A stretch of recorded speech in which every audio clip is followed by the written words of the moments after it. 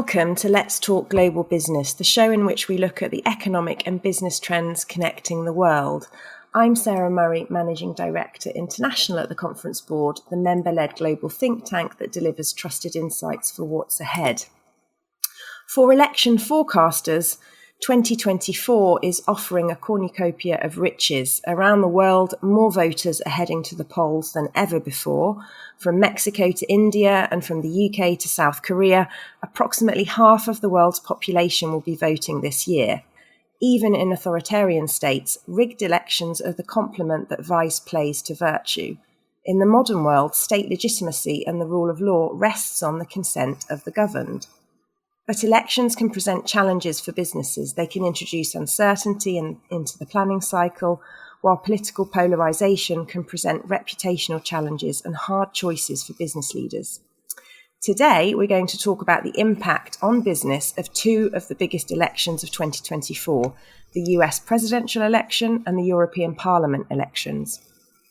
Joining me from Europe is Claudio Murri, Senior Advisor at Rud Pederson Public Affairs and former Vice President at Time Warner, and from the US, Ivan Pollard, Leader of the Conference Board's Marketing and Communications Centre and former Chief Marketing Officer at General Mills. Claudio, Ivan, welcome to Let's Talk Global Business. Thank you, Sarah. Thank you for having us.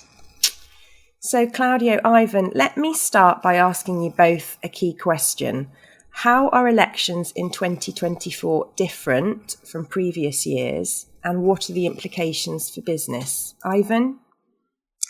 Well, I think elections are always different from the previous year. I think it's just the gap of difference and the convergence of all the things going on, geopolitics, economics, trade, society's equilibrium, war, those things plus the amount of elections, as you mentioned. We're having an awful lot of elections around the world and hopefully not a lot of awful elections. So I think we've got the stability of the world at stake, and we've also got the ability for those elections to be interfered with by AI and by misinformation and distrust. I think that last point is one of the things that's going to be the biggest variant here, and the outcome of those elections perhaps is more important than ever before. Thank you. Claudio? I agree with Ivan that elections tend to always be different, but I think in terms of the European elections of this year, even more so. This is a time where the elections are run not so much about two or three or more competing visions, political visions about what Europe should do, but really it's about two completely opposite point of view, whether the European project should continue or whether it should be discontinued. And this sounds very dramatic, but actually there is a very vast camp that for the very first time could get a significant amount of votes across Europe. That is putting into question the very existence of the European Union. So that in itself is almost like a referendum more than an election. How realistic is it to expect that AI will be used to affect voting intentions? Listen, it's already going on, but let's remember that even in the 1700s there was election interference from interested in governing parties. I think what's happening now is that the technology is so widespread and so hard to detect that the AI impact here could be even greater than, Cambridge Analytica and the claims that the Russians interfered or the Chinese interfered before. It's already happening over here, and it's already happening in Europe. I think the thing that is going to be really interesting is how those managing the elections, but more importantly, businesses and tech companies can help stabilize and build trust in the fact that interference doesn't happen. And what really worries me is that AI now has the capacity for a lie to be distributed as the truth, but more awkwardly for a truth to be labeled a lie. And that's where I think things are going to be interesting. Claudio, what do you think about that? Are you seeing the same in Europe? Yes, definitely. I would say that AI could be defined as propaganda on steroids.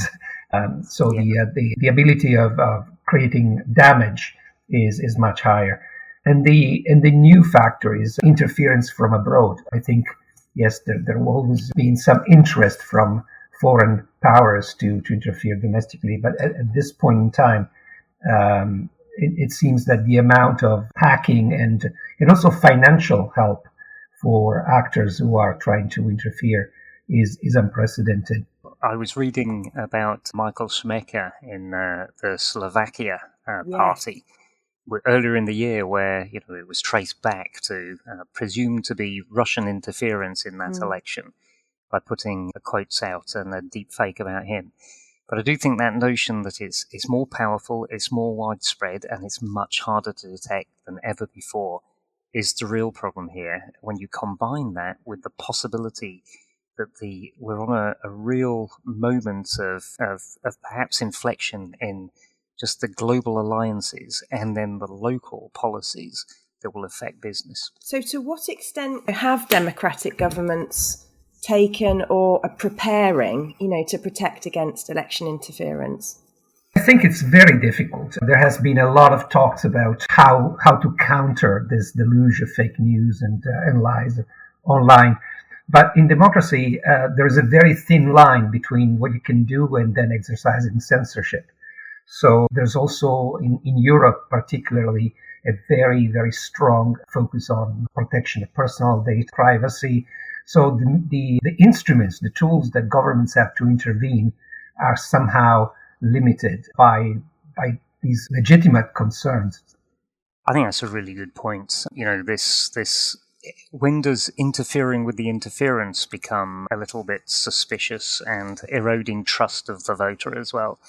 I mean, I think one of the things that's going on over here in February, 20 of the leading technology companies, including OpenAI, Meta, Google, they announced a voluntary set of standards and principles that were actually going to combat deceptive AI. And then at the same time, we've got companies like the MIT Media Lab who are creating guidance and small tools for people to be able to detect.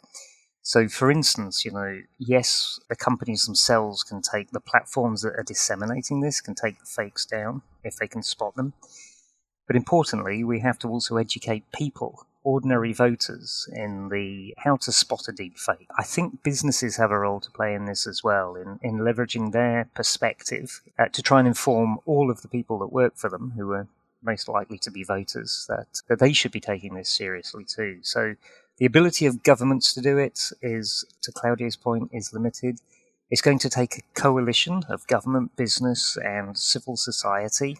But importantly, especially the technology companies in that business sector, if they work together, there is a possibility that we can limit, but we won't absolutely extinguish this threat. But I think in addition to, companies playing a role to help consumers or help employees spot deep fakes, shouldn't they also be playing an active role to support the democratic participation? 100%. Companies have a purpose and a meaning, and it's one of the reasons that people want to work for them, but more importantly, customers, want to buy from them or support them. I think, the jet standard rule of thumb is if your purpose matches a policy, not politics, you can talk about that. Mm-hmm. However, what you should really be talking about is taking an unbiased view and encouraging people to vote, encouraging people to take an informed point of view. Don't tell them what you want them to do, of course, but inform them what they can do and what the issues are. Well, I would say that in Europe, companies have been a lot more reluctant than in the States to voice political opinions, and also to get into what is perceived as a private space, private decision by their own employees. So I know that in the US, for example, sometimes you have grassroots campaigns where employees of the company are encouraged to write to their own Congress representative. That is almost unheard of in Europe. Maybe companies should be more active there, but I would say maybe they should start by voicing their interest on certain policies or even in their support for certain ideas. For example, in the debate I was referring to before between pro-Europe and anti-Europe, I think that companies have benefited dramatically by open markets, by harmonization of regulation, just in terms, for example, of compliance costs, where you can now register in one country in Europe, and as long as you comply with the laws of that country, that's okay for all the other 20 plus members. And it's amazing how they are silent in the face of the possibility of losing all these benefits. And this is not a far-fetched scenario. I mean, it happened before. Look at Brexit. The business was conspicuously silent in the debate leading to the referendum. They didn't want to express their views. And now they're paying dearly for this. Maybe nobody was anticipating the results of the referendum. But that should serve as an example where in certain cases, business have to be vocal. Just moving to, the reputational risks for companies, how will elections put pressure on the role of the Chief Communications Officer, do you think, Ivan? Well, I think to Claudio's point, it's tricky managing the balance between speaking up and staying calm. And I think the thing for the corporate communications leaders in big companies is that you have to scenario plan, and the scenarios are perhaps a little less predictable in some markets and some elections, and the implications of how whoever gets elected will act need to be planned for. So they've probably got three things they have to really worry about as a CCO. The pressure is, I don't know what's going to happen, but I do know I have to continue business. So that's the first one. The second is they have to work out where it is appropriate, to Claudio's point, exactly where it's appropriate for the leaders of a company to speak out, as I say, on policies, not politics, but policies that align with their business purpose and their business strategies. And then the third thing is actually the internal communications role that we talked about is the CCO has to make sure that the workers are informed and essentially encouraged to take part. What you don't know is what's going to happen afterwards, after the results of the elections come out in some countries. But Claudio, I'd love your point of view on that, because again, you've lived this several times at Time Warner. Yeah, I think that in recent times, the danger to corporate reputation has been perceived as so real that companies have decided to take very neutral stances on everything, of saying as little as possible, even on huge topics like, let's say, climate change that affect everybody, and they affect business as well. And we're facing a world where geopolitical tensions are closing markets, they're imposing sanctions on business.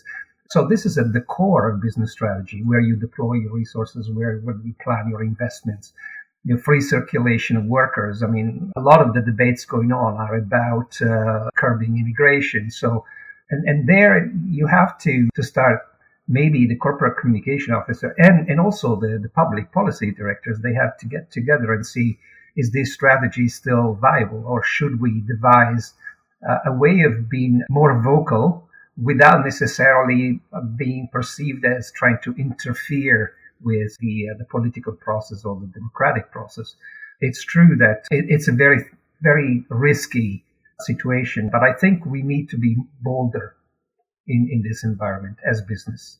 So, Claudio, just to pick up on that, I mean, looking at America, over the last 5 years, we had the business leaders coalitions talk about, the purpose of a company wasn't just to serve their shareholders, but was bigger than that.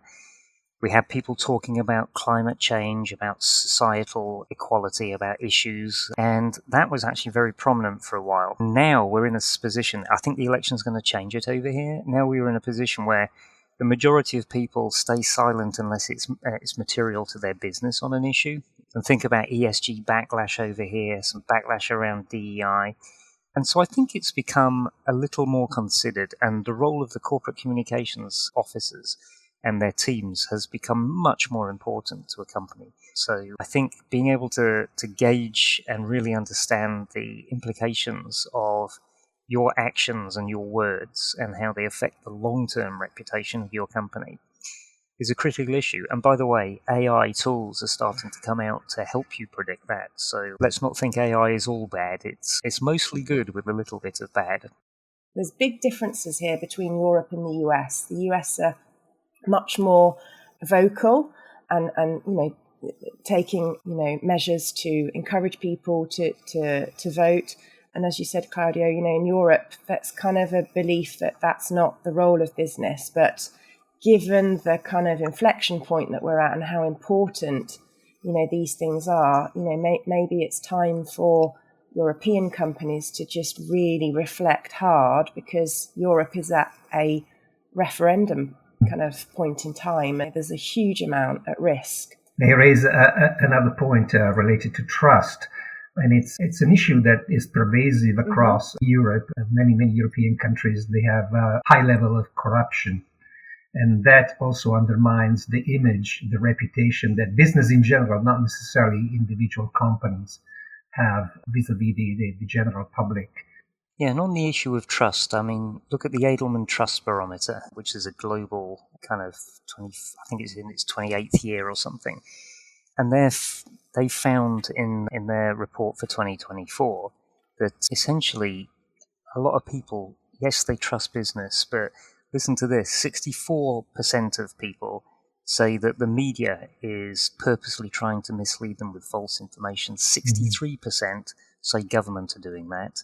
What would you think the percentage they found where people were saying, no, businesses tend to mislead me and they do it on purpose? So 64 for government, 63 for the media. What would you say for businesses? I'll put you on the spot, Sarah. I know the answer because I've read the report.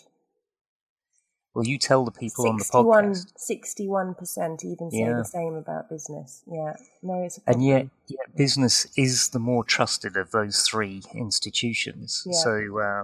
So it's interesting. Yeah. Again, this is why I think businesses need to be vocal about the things that matter to them. I definitely think they need to be vocal about encouraging people to vote and informing them how to do it in a trustworthy way.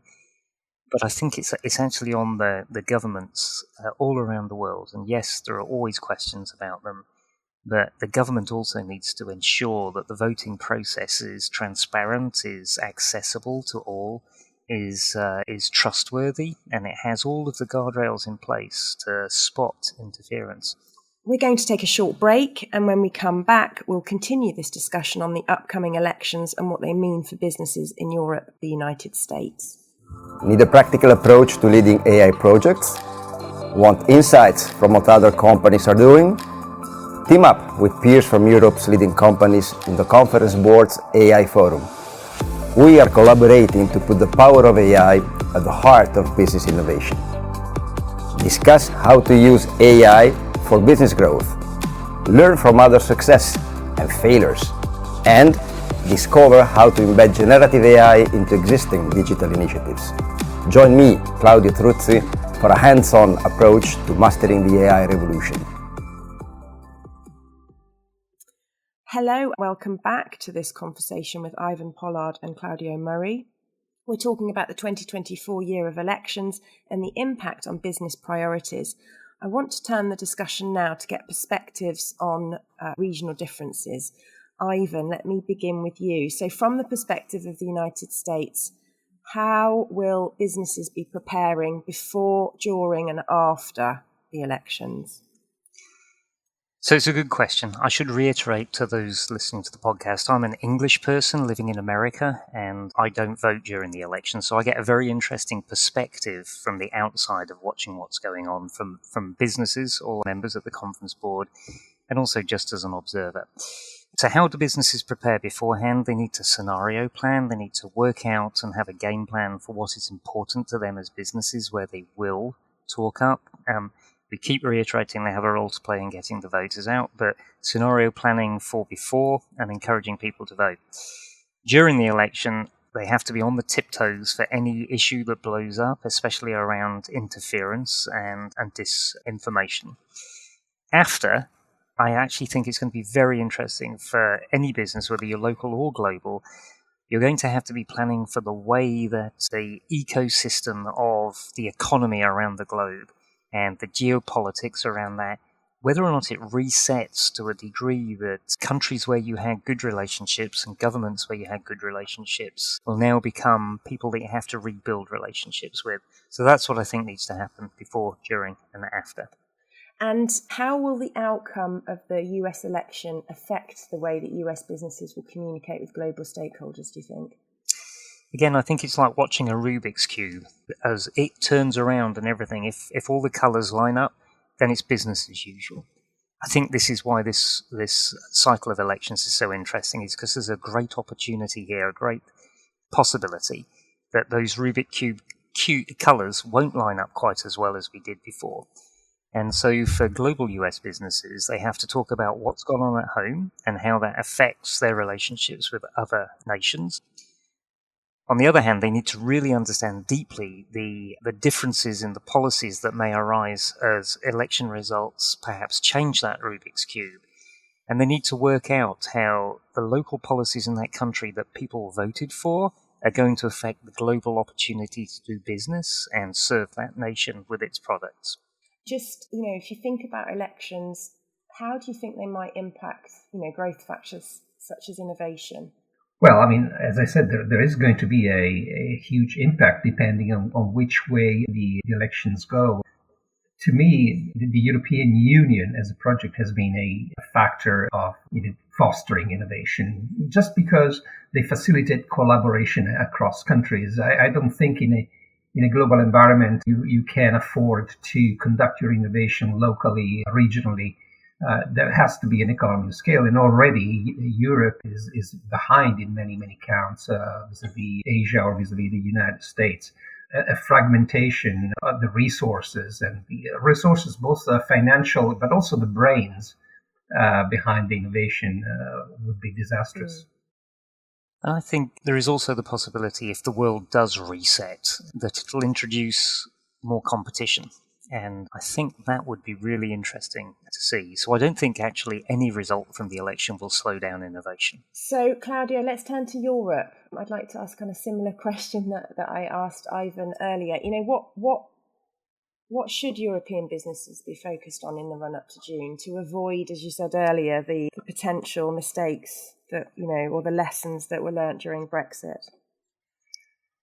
Well, European elections are a strange animal, if I can say so, because they are European, but they're also actually domestic in nature. In the end, is the audience in 20 plus countries going to elect their own representatives that will go to the European Parliament in Brussels and Strasbourg to represent their interests. But very often the campaigns are conducted locally, and they're very much affected by domestic issues.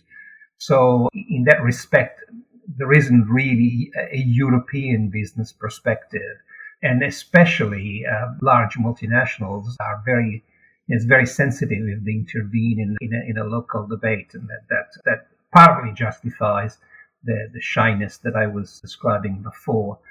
I would say that one of the things that business across Europe, and they have representations, they have very large business associations, for example, so that would take the pressure out of individual companies. But again, pointing out the value of classic themes like open markets, it looks almost like an issue of the past that nobody wants to focus on. And we've had in Europe very painful experiences of trying to pass free trade agreements through various local, national, or even regional parliaments.